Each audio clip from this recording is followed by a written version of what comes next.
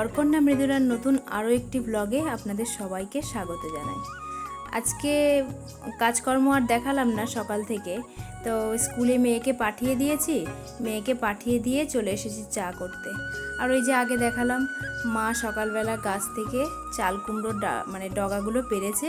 আজকে একটু চাল কুমড়োর ডগা তরকারি করব আর কি। মটরের ডাল বাটা দিয়ে চাল কুমড়োর ডগার তরকারি খুবই ভালো লাগে। চাটা করলাম, অনেকটাই লেট হয়ে গেছে তাঁতিদের চা করে দিতে, তাড়াতাড়ি গিয়ে ওদেরকে চা করে দিচ্ছি। চলুন আজকে আজকে নিয়ে যাই আপনাদেরকে, তাঁতিদেরকে আমি চা দেব, আপনারাও আমার সঙ্গে চলুন।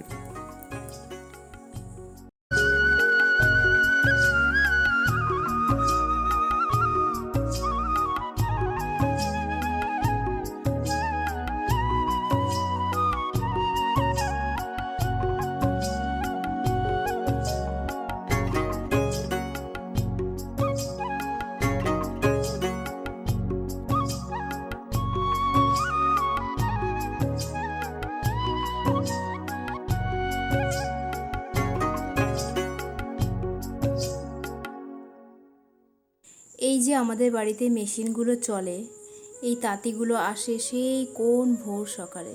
কেউ আসে 5টায়, কেউ আসে 6টায়, যে যত সকালে আসতে পারে এসে কাজ করেই যায়। পরিশ্রম তো তাদের প্রচুর হয়, কিন্তু আমি যে মেয়েকে রেডি করে দিয়ে তারপরে গিয়ে চাটা দিই, অনেকটাই বেলা হয়ে যায়, ওরা কিন্তু চায়ের অপেক্ষায় থাকে। এত পরিশ্রমের মধ্যে যদি একটু চা দেওয়া যায় তাহলে ওদেরও মনটা ভালো থাকে, আমারও ভালো থাকে। যাই হোক, কথায় কথায় সোনার বাবাও বাড়ি থেকে বাজার থেকে চলে এলো, আড়তের ব্যাগটা দাঁড়ান ঘরে রেখে আসি। বাজার আজকে কিছুই আনেনি, আজকে কিছু আনতে বারণ করেছিলাম, তা আমাকে বলছে আজকে বাজার তো তেমন কিছু আনতে বললে না, তা বাজার আজকে কিছুই আনেনি। এনেছে বলতে বাবার জন্য শুধু লাল ডাঁটা আর একটু কুমড়ো নিয়ে এসছে। আর আগের দিন তো দেখেইছেন প্রচুর বাজার করে এনেছিল, সেই সব বাজার সব ধরাই আছে। মা চাল কুমড়োর ডগা কেটেছে, সেইটার তরকারি করব। বাবা শাক নিয়ে এসেছে, সেই শাকটা ভাজা করব।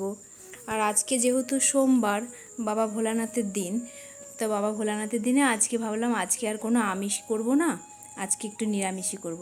এই দেখুন, মটরের ডালটা ভিজিয়ে রেখে দিয়েছি। আর এখানে এই যে চাল কুমড়োর ডাঁটিটা দেখছেন মা কেটে দিয়েছে, এটা একটু সিদ্ধ করে নামিয়ে রেখে দেব। তারপরে আজকে একটু ভাবছি নিরামিষের বলতে মটরের ডালের বড়া করে আলু পটল দিয়ে রসা করব। আর শাক নিয়ে এসছে, শাক ভাজা করব। এই 3 রকমই করব, বেশি কিছু রান্না করব না আজকে।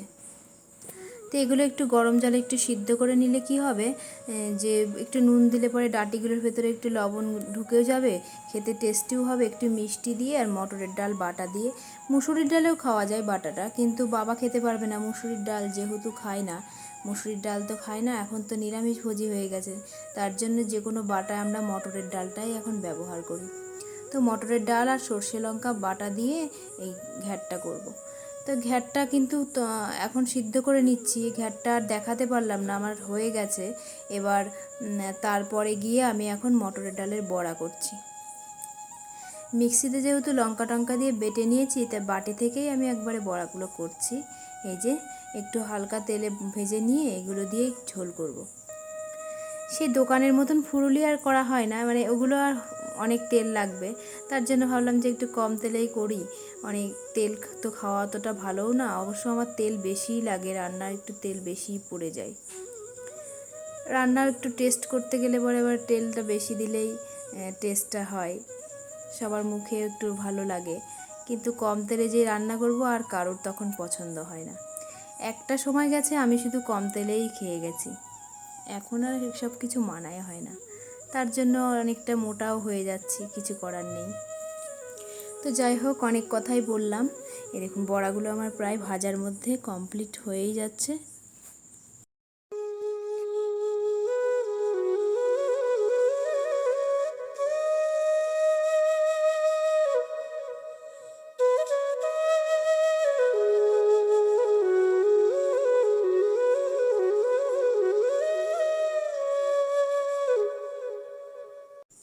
এই দেখুন, আলু পটল আর বড়া দিয়ে তরকারিটাও করে ফেললাম।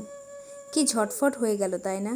এরকম যদি আমাদের ঝটফট করে রান্না হয়ে যেত কি ভালোই না হতো, তাহলে সময়টা অনেক বেঁচে যেত।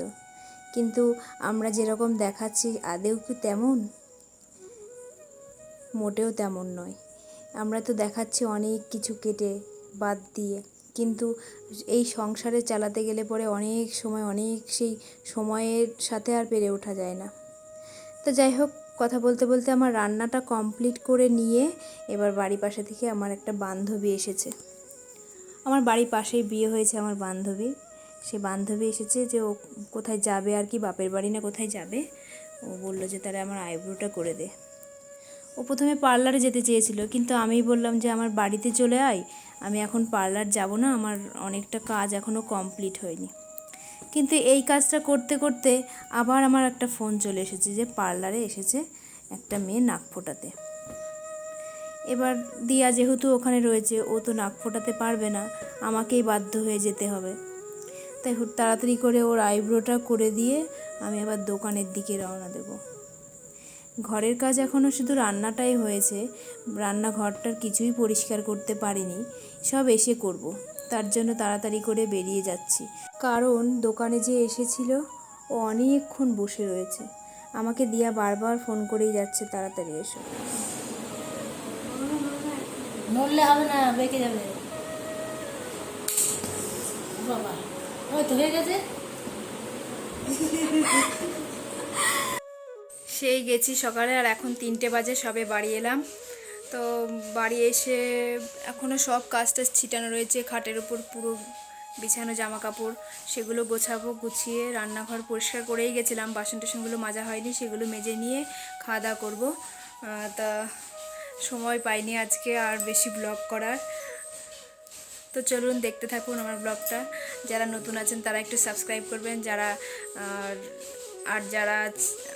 আছে আমার বান্ধবী বন্ধু যারা আছেন তারা তো একটু লাইক কমেন্ট দিয়ে পাশে থাকবেন, তাহলেই হবে। আমি জানি অবশ্যই সবাই আমার পাশে আছে। তো চলুন দেখতে থাকুন। কলপারে বাসন কটা পড়েই আছে, তো ভাবলাম এখন বাসন মেজে নিয়ে খাবো, অনেকটা লেট হয়ে যাবে, আমি আগে দুটো খেয়ে নিই। কারণ ওই 3টে নাগাদ এসেছি, অনেক লেট হয়ে গেছে আর খিদেও পেয়ে গেছিলো। তো ভাবলাম খেয়ে নিই, তারপরে গিয়ে বাসনগুলো মাজবো। তো সব বাসন মেজে নিয়েছি, এখন শুধু কড়াইটাই বাকি ছিল, সেটাও এখন পরিষ্কার করে নিচ্ছি। বাসন মাজা হয়ে গেলে পরে মোটামুটি আমি একটু ফ্রি হব। তারপরে আবার জামা কাপড় কটা তুলবো, ভাঁজ করব। আবার সময় হয়েই গেল প্রায় দোকানে যাওয়ার, দোকানে তো যেতেই হবে। কি বলুন তো, সব কাজটাকে যদি ভালোবাসা যায় তাহলে যে কোনো কাজই খুব সহজ মনে হয়। আমি খুব ভালোবেসেছি আমার কাজটাকে। আমি আমার পার্লার করার যে স্ট্রাগেল, যে কষ্টটা করেছি, সেগুলো তো আর একবারে এখন বলা যায় না। অন্য একটা ব্লগে আপনাদের কাছে সব শেয়ার করব। আজ কিন্তু পরিশ্রম করে করে আমি আজকে এখানে দাঁড়িয়েছি। তো যাই হোক, জামা কাপড় তুলে হঠাৎ করে দেখি যে ছেলে মেয়ে দুটো খেলা করছে আমার বাড়ির সামনেই। ওরা প্রায় দিনই আমার বাড়ির সামনে ওখানে খেলে। সেই কিতকিত খেলা, ছোটোবেলার কথা মনে পড়ে যাচ্ছে। ছোটোবেলায় আমরা খুব কিতকিত খেলেছি, এখন দেখছি এরা খেলছে। কিন্তু আমাদের ছেলে মেয়েদের তো মনে থাকবে না এগুলো, ওরা আর খেলতে শিখবে না। আমরা ছোটোবেলায় যা যা খেলেছি ওরা তার কিছুই জানে না, ওরা শুধু ফোন জানে, ফোন ছাড়া আর কিছু বোঝে না। এখনকার তো ডিজিটাল যুগ, ফোন ছাড়া বাচ্চারা তো কিছুই জানে না। আমরা তো আর তখন ফোন পাইনি, আমরা শুধু বাইরেই সবার বন্ধু বান্ধবী সবাই মিলে একসাথে খেলা করেছি, কত রকম খেলা। সেসব দিনের কথাই মনে পড়ে যায়।